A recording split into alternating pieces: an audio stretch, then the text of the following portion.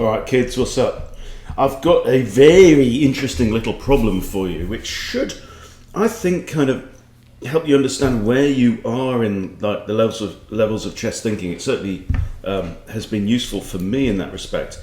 So let me play you through the first few moves of this game. So the first kind of dozen moves. So it's just a 5-minute blitz. Opponent's rated 1450. I'm rated just under 1500, and we have an Italian. And the Russo Gambit, accepted, push, knight retreats. Okay, now it's worth noting you can play, the engine actually suggests d5 here, but I prefer knight f6 because I've been burned so many times by just not calculating what happens if the queen comes out with check. So I play this. They push d3. And this is a minor threat, but it's not important because we have d5 with tempo attacking the bishop. Bishop retreats, or actually slides to b5, pinning our knight. Okay, we can now recapture the pawn, adding defender number 3 to this pawn. White takes, probably not the best move. No, knight to e2, it's saying, and knight to c3 were both better. You know, he's resolving tension in the middle instead of developing. So he takes, I take back with a bishop. Now, noting that we are looking at this pawn and then a trapped rook behind it. Okay, I've only used 13 seconds so far. Knight comes out here, which is a blunder. Now, for some reason, so I come out and I pin the knight, okay? So I have this, right? No one's taken that away from me. I have this. I come out and pin the knight, which again is a blunder, right? So that's not the point. They block the pin on the knight, and that is another blunder. Okay, it's now -6 for black, and here we are getting to a very interesting position. Okay, look at the relative formation of these pieces in one instance, and now again I don't capture here. I'm giving white another opportunity to push f3 and kick my bishop away. I castle, which is also probably a blunder, okay?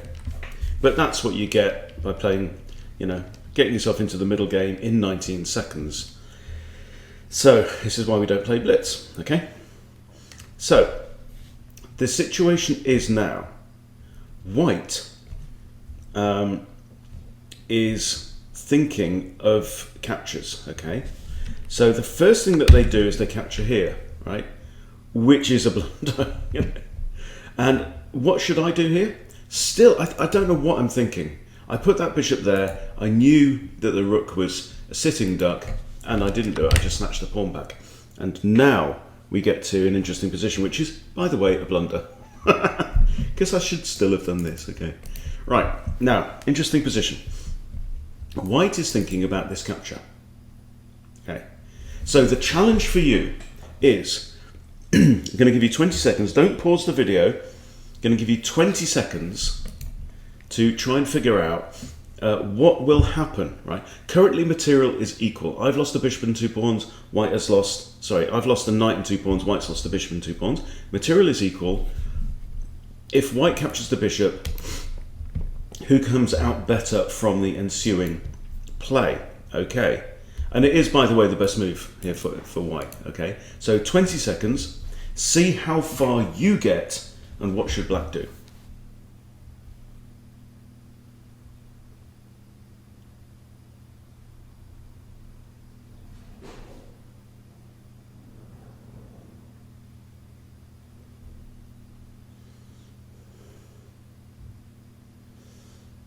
Okay, how'd you get on? So what we're going to do here is we're going to kind of unpick this situation now. Okay, so we're going to try and read what we see on the board now. So the first thing, if knight takes here, yes, it's like one attacker, 2 defenders, right? So knight takes, we can recapture the knight either with a pawn or with the knight. Okay.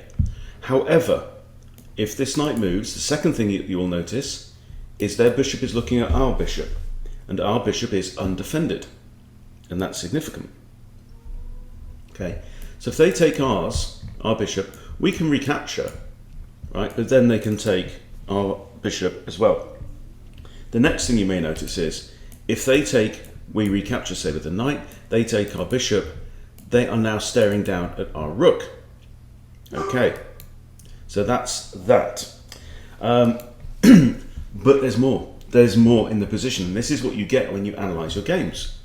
Okay, so the next thing that I notice is, if the knight takes there, okay, and we recapture, you've got to picture what, if this knight is on this square on e4, what then do we have, right? So it's a case of building that snapshot and looking at the board as it will be, not the board as it is now. So the next thing you notice is, if this knight is on this square, then we're threatening to capture on f2, supported by the f8 rook, and then the knight from here is then forking the queen and the rook. Okay, but that's still not the end of it. Because actually, so that's like, you know, the next level. And this is kind of what happens, right? They take, I take, they snatch the bishop, okay? But then I capture here with a fork on queen and knight. Now, but still that is not the best. And in fact, white is actually slightly better here. If they play queen to d4, they're okay. However, let's go back again, okay? Now, because if white takes the bishop, black actually has a better move than recapturing. Okay, and if you saw this, then you know your chess thinking is further advanced than mine. Okay, so they take here, right? And can you find the better move? Okay, so again, it comes back to this idea, like, you know, when my bishop was there, you know, no one is taking that rook away. You know, I could have just grabbed that pawn at any point and the rook is mine. There is nothing they can do about it. Okay, now what else do we see in this position? Okay, and we're looking at lines, we're looking at alignment on the board. There is a better move than knight takes or even pawn takes. Okay, and the thing you have to notice is, yes, they are threatening to capture this, but also this bishop and this knight are on the same horizontal line. Okay, so if we do something and they take this, is there a way that we can get out of this without losing more material? Well, yes, there is. And if you saw this, then very well done. The queen can now come to e8 or e7. So e7. Okay. They capture the bishop anyway. And now look at this knight, right? This knight would now love to get off of this fourth rank, right? But also their bishop is undefended now that it's captured. Okay. So all we do is we capture the knight with check. The knight can't move because it was pinned by the queen. Okay. And now, when the king moves, we win the bishop back.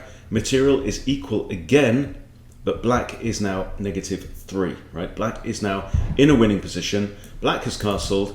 He's got a semi-open f-file. White hasn't castled and can't castle because he's moved the king, right? We're putting a lot of pressure on f2. This knight can come in, put pressure on f2. You know, it's just a losing position now for white. So there you go. Hope you enjoyed that one. I'll put the link to the game in the description as well if you want to go along and hit analyze and analyze it yourself and see what else you can find in that position. But I think it's really interesting to see the steps between this, like first level, second level. Oh, by the way, one thing else that we saw. Another issue here is knight takes bishop, yeah? And this is the boomerang knight trick, okay? We have bishop takes bishop check, right? And we're attacking the knight twice. But that's not good because the knight simply comes back, gets itself out of trouble and captures. And we've lost a whole piece that way, yeah?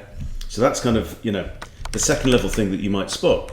So I did think for a while, I thought for a while on this, you know, on this move. And it turned out all right, but what I didn't see was that there was something even better. So that's a real quality move, this one. So just to reiterate again, we're looking at a discovery against an undefended piece, continuation capture attacking the rook. We're looking at a knight boomerang capture, literally winning a piece, right? But then we're also looking at knight takes, and suddenly we have double eyes on f2 with a queen rook fork. And then even beyond that, we have a very, very mature queen move that would pin the knight after it attacks and defends the bishop and threatens to capture the knight with a fork, winning the bishop back. So there you go, sex on legs. Hope you've enjoyed that one. See you later.